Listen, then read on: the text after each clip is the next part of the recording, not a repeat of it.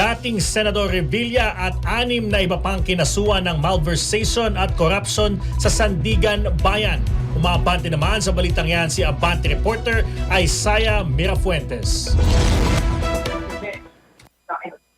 Jigo, bulto-bultong papel ang dala ng Assistant Ombudsman Nico Clavano sa Sandigan Bayan kasama ang iba pang mga opisyal ng Office of the Ombudsman. Bitbit nila ang patong-patong na kaso laban sa dating senador na si Ramon Bong Revilla Jr. at 6 pang ibang mga opisyal ng DPWH Bulacan.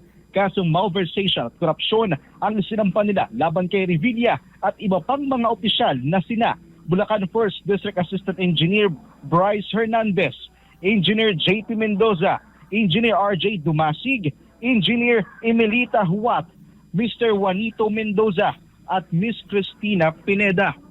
Dawit sila sa anomalya sa isang flood control project sa Pandi, Bulacan. Ang proyekto, ghost at hindi naitayo. May halaga itong aabot sa mahigit 92.8 million pesos.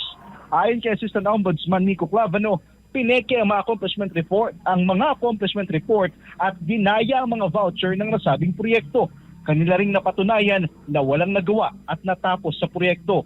Walang kaukulang piyansa ang nare-rekomenda para sa kasong malversation. Ako, si Isaiah Mirafuentes, Abante.